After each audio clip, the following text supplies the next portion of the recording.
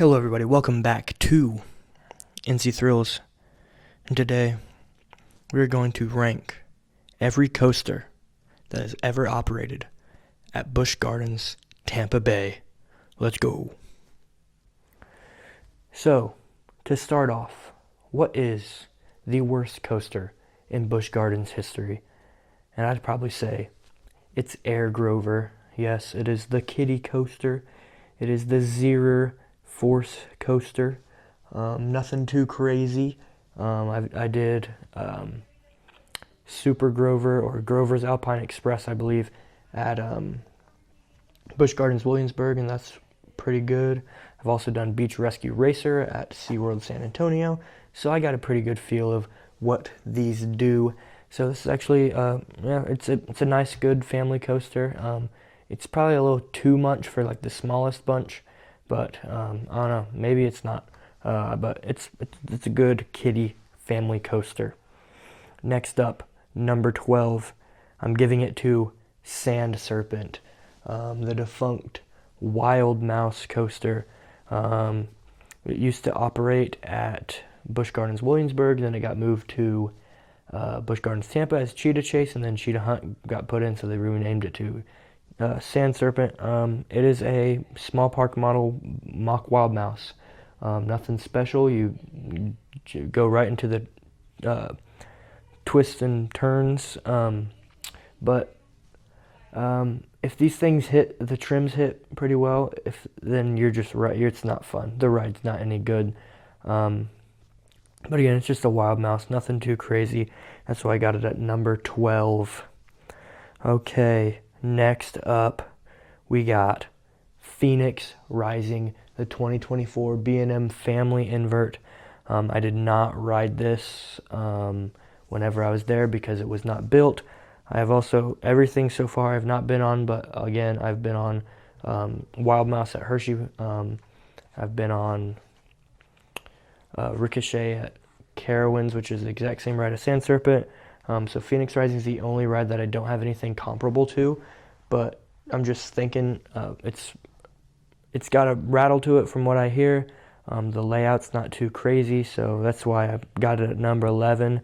It might be controversial because what is right in front of it? Right in front of it's number 10. It is the original Gwazi. Apparently it ran rough near the end of its life, but the thing is, though, is that at the beginning of its life, it probably ran pretty good. I have done Roar at Six Flags America, and that thing is lame. I've also done Lightning Racers at Hershey Park, which those two are two old school GCI, so Gwazi probably ran pretty similar to that, which means toothless airtime,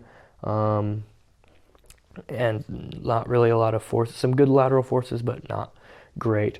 The early GCIs were not that good in my opinion. So Gwazi, I'd probably say, wasn't that good, but it's probably better than the three behind it. Okay, next up is number 9. It is Scorpion, the 1980 defunct Schwarzkopf. I did do this. I did it right before it closed down in 2023. And the loop was really good. It was intense, but it just didn't do a lot for me. I did not really like it. It was my least favorite whenever I went to Busch Gardens. But it's probably better than the 4 that are below it. But yeah, that's why I got it at number 8. It's nothing crazy. It's literally just a drop, a loop, and some turnarounds. It was meant to be moved around a lot, and you can tell that. But it stayed in that plot for like 40 some years, so good on it. But yes, it can't be any higher in my opinion. And then next, number 8, another old school looper. It is Python, the Arrow Corkscrew. And this might be controversial because usually Schwarzkopfs are better than Arrows, and I'd say I agree, but this Arrow is better than that Schwarzkopf. You got the 2 inversions that are just the 1, and I kind of like the Arrow Corkscrew model. If it runs smooth, it's probably pretty good. Like Corkscrew at Michigan's Adventure is probably the worst one, and that's probably the closest one to it. But I say 2 inversions is better than 1 inversion. So that is why I have Python right ahead of it, but it is a hair, and these two could be interchanged in my opinion, honestly. So that's why I think it probably is a little better than Scorpion. So that's why I got it there. And it never really got too rough because it wasn't that old whenever it got taken out. So who knows? It was probably might have been better than Scorpion. And that's what I keep telling myself because I want to vindicate myself on my rankings. But you guys can crap on me in the comments. Please do so. I like to hear you guys crap on me. Thank you. Okay, next up, number 7. This again might be controversial, but it is Tigris, the Premier Ride Skyrocket 2, one of the 3-car models. So in the back row, you get some good wheep off of that inline twist, but other than that, it's like not anything crazy. I don't find it that intense. I don't find them very exciting. I've done this one, I've done Tempesto, and it's not my thing. And the comfort collar is very uncomfortable, which is an ironic name because they are not comfortable whatsoever. But who cares? But yeah, Tigris, it's a swing launch coaster. The inline twist is probably the best part of the ride, and the launch is pretty good as well. But it's just nothing spectacular. It's a clone. I'm not a big fan of this model, so that's why it is stuck down here at number 7. Okay, next up, it's 6. It is number 6. It is Cobra's Curse, the Mock Rides family coaster, and this is one of the best family coasters in the world. You got a forward section, you got a backward section, and you got a spinning section, and it is really fun. It's got a good layout. It's not crazy. It's just good, crazy enough for the whole family to ride, but it's crazy enough where thrill seekers like myself can enjoy the layout as well. I really enjoy this ride. It is fun. I had a lot of fun on it. I rode it multiple times on my last visit, which was 2 years ago, which is crazy. But yeah, I enjoy this thing. It is a really fun family coaster, and it does what it's supposed to do really well. That's why I got it ahead of Tigris. But next up, number 5. Again, probably controversial, but it is Kumba, the 1993 B&M looping coaster. This thing's a classic. It's a legend. I really want to get on this again, because again, like whenever I was there last, I only got one ride on it, and it wasn't really anything crazy, but it's got a good reputation, but it's also got a bad reputation. But I'm listening to the good, and that's why I have it ahead of Tigris and Cobra's Curse. This thing's just legendary. It's got a 7 inversion layout. The loop around the drop is really cool. It is loud. You can hear that thing roaring from probably a mile away. It is picturesque, and this is probably, except for the number 1, this is probably the ride I want to get on the most. I want to get a re-ride on just so I can fairly judge it, because back in 2023 I was a new enthusiast and I really couldn't judge. I couldn't pick out every single element as well as I can now. So I really want to get a re-ride on this just to see how it is now. But yes, Kumba, I believe, is the 5th best coaster at Busch Gardens, and I'm firm on this, and that is why I'm placing it here at number 5. Okay, next up is SheiKra, the B&M Dive. Ooh, I like this thing because it's got the classic over-the-shoulder restraint, so you get good airtime, and especially with the second drop. But the thing is, though, it is just not as good as Griffon. I'd probably say this is like 3rd or 4th best dive coaster. I also, again, if you know me, I hate dive coasters.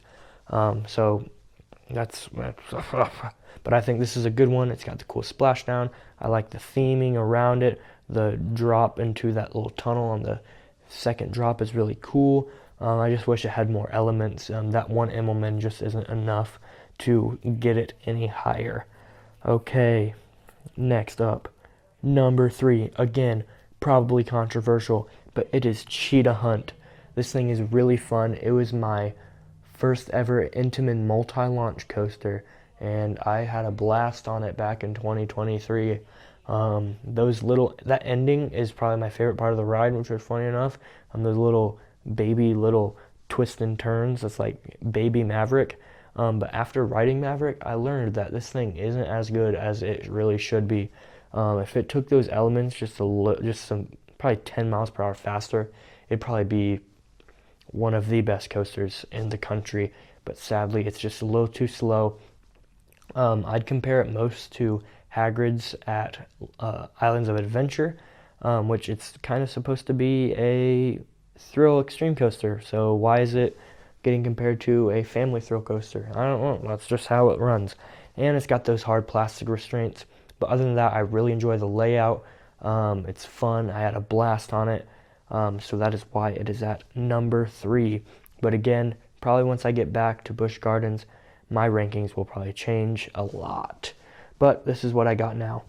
Okay, next up, number 2, the best B&M invert in the country. It is Montu.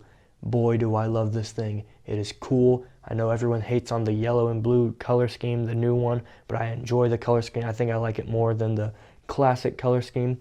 And now it can differentiate itself more from Osiris. It's got an awesome, intense layout. Holy crap, is it intense. That Batwing, I remember that Batwing. The drop is fun.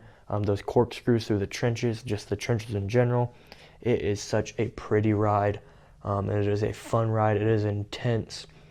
It is just, it takes the length of Banshee, and it takes the intensity of Raptor, and it takes just the theming of Osiris, and it blends it all together, and it is the best invert. I know Osiris came afterward, but I think this is probably better. This thing is so fun. I love this thing. It's probably the most re-rideable coaster at Busch Gardens. It is the one I rode the most because it had no line.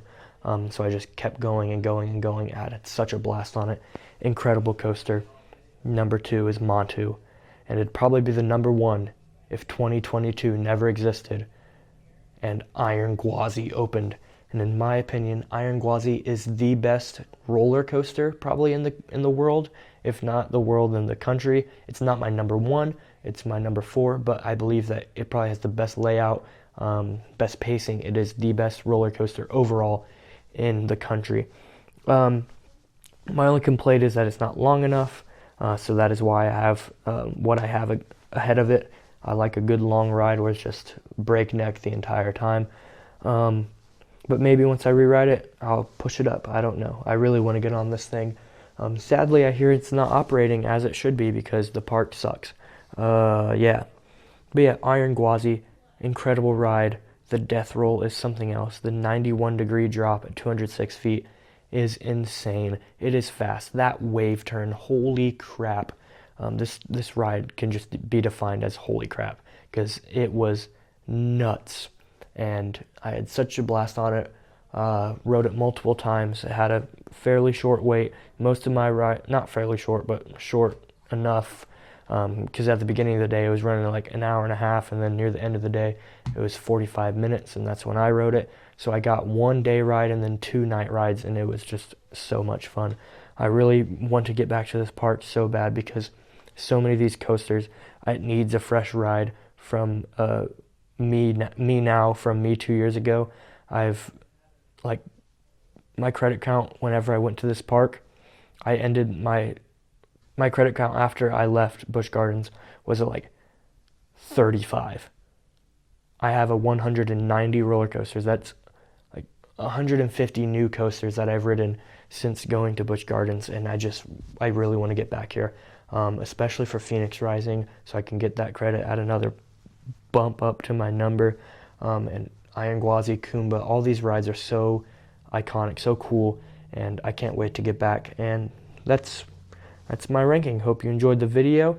Make sure you like, comment, and subscribe. I really like to hear your guys' comments. I answer all your guys' respond to all your comments at least, even if it's just a heart or a like. If you are subscribed, make sure you hit the notification bell. I post videos every Friday afternoon. But yeah, thank you for watching. Peace out.